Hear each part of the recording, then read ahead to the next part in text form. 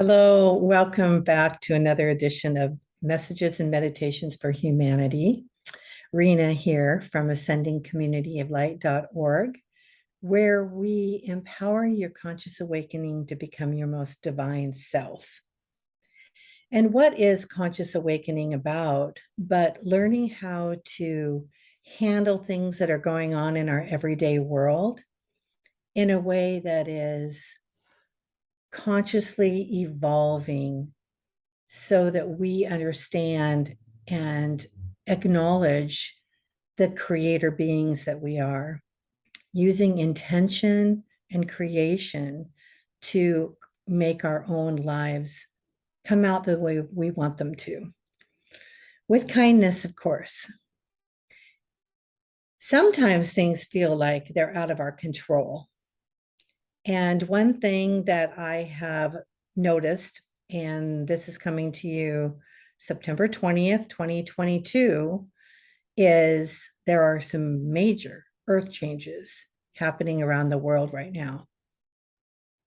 We have had some earthquakes over 7.0, a couple of them. We have a hurricane. We have major flooding in different areas.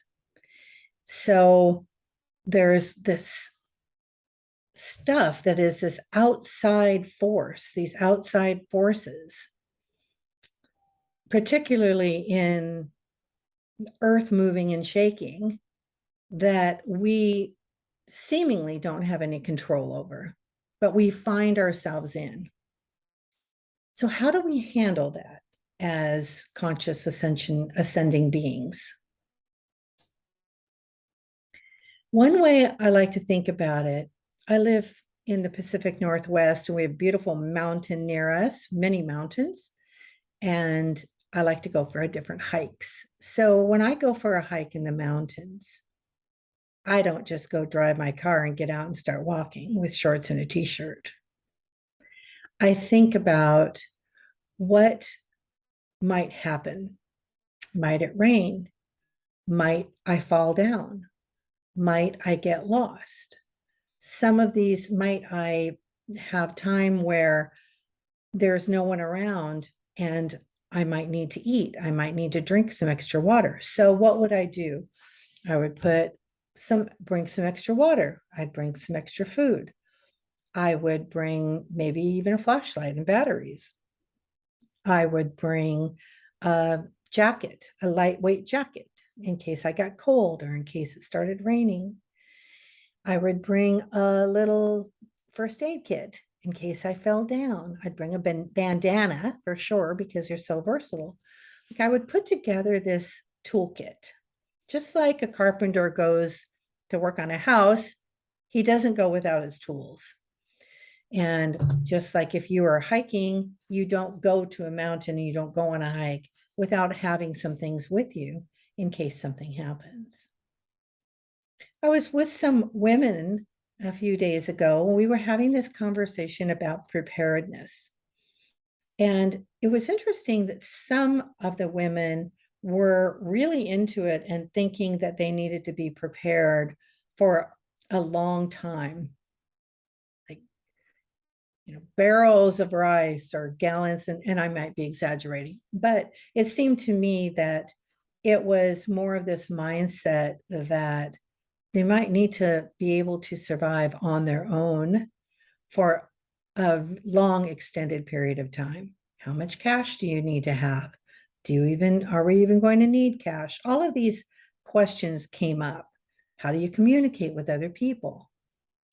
And in the wake of these earthquakes and hurricanes and things that are actually going on the earth right now, yesterday, I wanted to bring this forward as a possible option for you to consider and to think about, because it's one thing, in my opinion, to be living in fear about things that might happen. For instance, being in this mountainous area, there could be an earthquake very easily. There have been earthquakes. There could be more. There could be a tsunami. There could be things could happen. So the question is, do we move? Do we stop living? Do we get a little kit? What do we do about it? Or do we bury our heads in the sand and don't think about it at all? My solution is to have this undeniable faith in my guidance, in my superpower, divine self connected to source creator God, and my ability and practice to speak with, listen to, and follow directions of that superpower. And because I have been practicing this a long time, I sit pretty solid in where I am in the world. I have asked if you need me to move, like open the doors and I'll move. I'll do what is there for me to do. I'm happy to move out of the inner city, believe me, but it hasn't come and I'm not forcing it. So listening, tuning in, listening, moving forward in your life without fear. Being prepared, yes, that's more of an objective. It's like the hike on the mountain. That's just smart being objective. Say, yeah, it's silly to move on to go on a hike in a mountain without coming prepared for something that may happen that is unpleasant. And some could say it's silly to live every day without being prepared that something could happen. There could be a house fire. All kinds of things could happen, right? So doing this preparedness doesn't mean that you're in fear, but it means that you've got something there and you're living smartly. So I just want to bring that forward because it's going to be coming up more if it hasn't already in your world, these ideas. And I like to take you through a quick little meditation that where it could help you to tune in so that you're not acting out of fear or by information that other people are saying or other people are projecting or promoting. Like, remember that you don't need to follow anyone else's advice. You don't need to listen to anyone else outside of you. Take information, and if it's creating fear inside of you, then let it go. Get back into your center, come back into your spirit source, find your own answers, move forward into action from there. So let's take a minute and do that now. Take a deep breath, and if it's safe for you to do so, close your eyes. And just as you intentionally breathe, right there it shifts.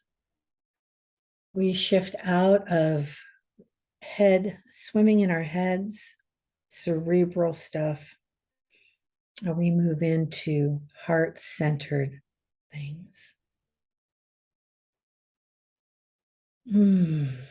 Let that breath come in. If you want to imagine a beautiful light on the top of your head, just coming down through this crown, all the way down, and just simply lovingly smooth as silk, soft and gentle, washing away all of these thoughts, letting it come down farther, relaxing your muscles, massaging this area, calming down this breath area, this chest area, expanding the chest into another deep breath. And now bring that light down into your midsection, your gut area. Your wisdom is coming from your gut and your heart combined, in my opinion. And bring that down now, that light, another deep breath down into your hips and your legs, down into your feet and into Mother Earth. Feel that relaxing.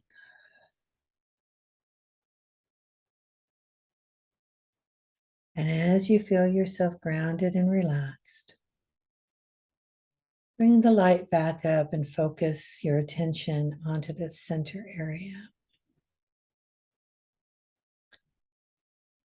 And ask, what do I need to know? What do I need to do to be prepared for my next moments, for what possibly may be coming into my existence in my future? Do I need an emergency kit? Do I need a generator? Do I need some extra food? If so, how much? Guide me, please, to find the right sources at the best prices that fit my life and my budget. So there's no anxiety. Breathe in. Listen to your answers. When you tune into yourself like this, the answers are there. Don't allow anybody else's voice in. It's you with your creator. Any answer that you need is there.